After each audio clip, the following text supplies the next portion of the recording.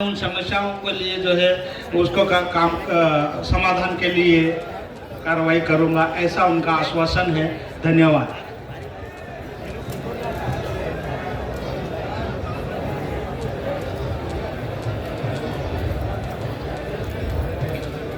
जुर्म के साए में लब खोलेगा कौन?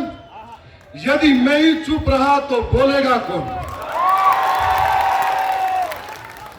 आज 33वें एकता परिषद सम्मेलन के अंदर पूरे देश के अंदर से इस धरती के वासिंदे, इस भारत के मूल मालिक, मूल बीज यहाँ पर आए हुए हैं। दारिया बड़ की धरती से थावरचंद डामोर की ओर से आप सबको लाख लाख जोहार। आज कई समय से इंतजार था कि आदिवासी एकता परिषद से एकता की मिसाल देखने को मिलेगी। मैं राजस्थान विधानसभा का सदस्य हूं।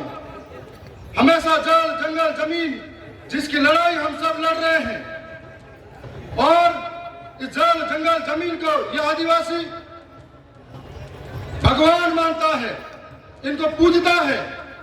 लेकिन धीरे धीरे धीरे धीरे कई लोग आए और आजादी के 75 वर्षों बाद भी हमारी जल जंगल जमीन हमसे छीनी गई। विकास के नाम पे हमें विस्थापित किया गया, लेकिन हमारे लिए कब कौन खड़ा रहा, यह सोचने वाली बात है। और आज हमारे लिए सबसे बड़ी सोचने वाली बात है कि लड़ाई को किस जगह जाकर लड़ा जाए, जिससे हमारा जल जंगल और यह जमीन बचाई जाए। क्या यह लड़ाई सड़कों पे कब तक लड़ पाएंगे जिनके माध्यम से जल जंगल और जमीन बचाई जा सके? इस लड़ाई को लड़ने के लिए मैं समझता हूं कि राजस्थान की, मध्य प्रदेश, गुजरात या महाराष्ट्र हो या देश की सबसे बड़ी सर्वोच्च संस्था संसद हो, इन व्यवस्थाओं के अंदर जो हमारे लिए, इस आगे आने वाली आवाम के लिए निस्वार्थ भाव से वहां जाकर उन व्यवस्थापिका का हिस्सा बनकर इनके लिए बोले, इनके लिए लड़े, तब जाकर संभव हो सकता है कि हमारी जल जंगल जमीन की लड़ाई हम लड़ सकते हैं। हमें सोचना पड़ेगा कि जब जब जल जंगल जमीन की बात आती है, पूरे 1 साल से पहले कितने लोग सड़कों पर लड़े, कितने लोग सदन में लड़े जो कहते हैं कि आदिवासी एक होना चाहिए।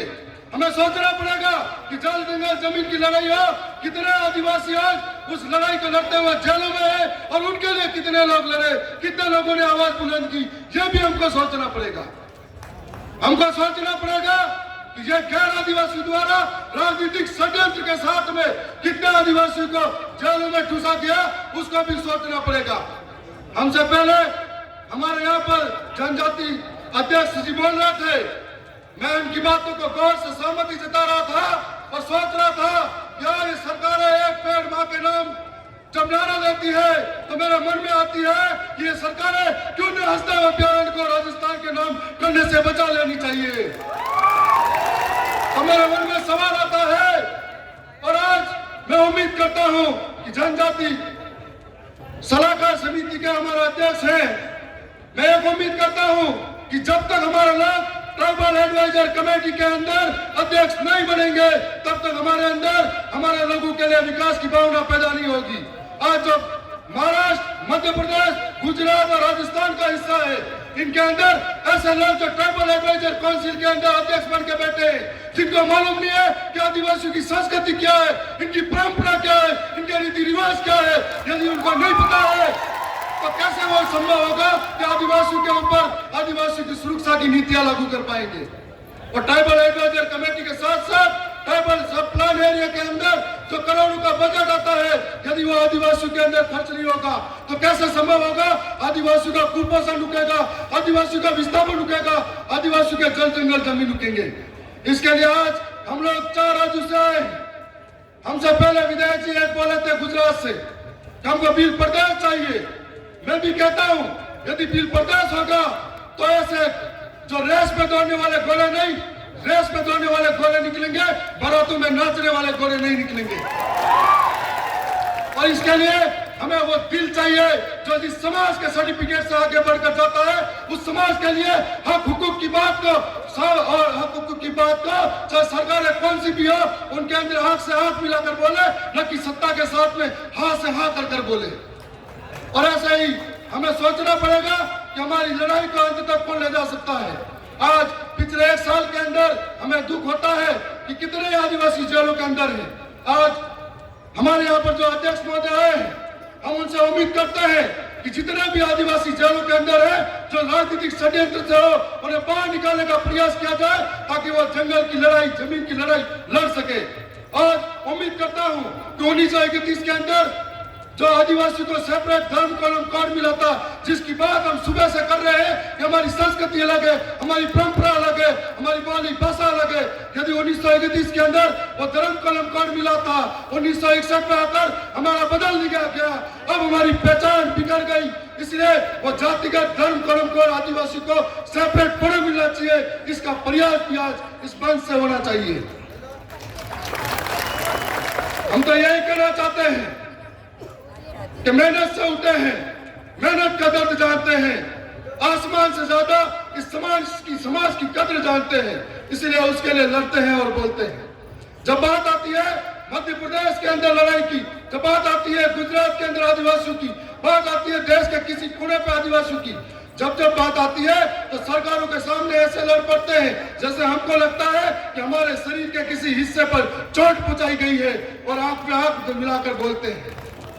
और आज आपके सामने हमें जो ये अवसर मिला है, मैं थावर चंद डामोर आपके बीच में ये बात करना चाहता हूं कि मुझे राजस्थान विधानसभा का हिस्सा हूं।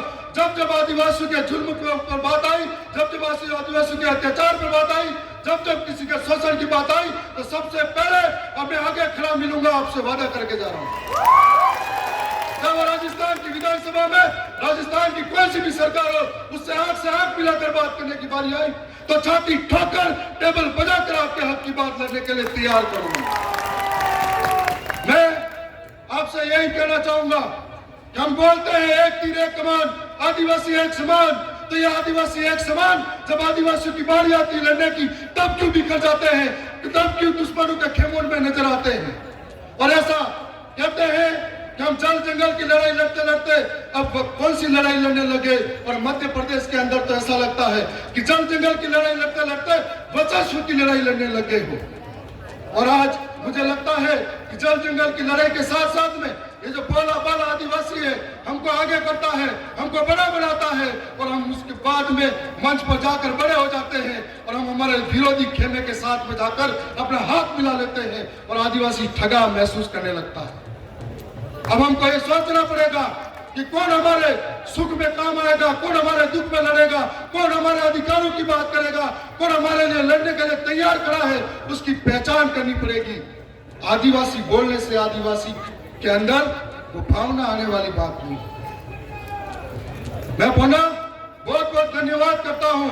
मैं कहना चाहूंगा कि आवाज अपनी दूर तक छोड़ जाऊंगा, खामोशी की बेमौत गवारा नहीं मुझे, शीशा में टूट भी गया तो अपनी खनक छोड़ जाऊंगा। धन्यवाद।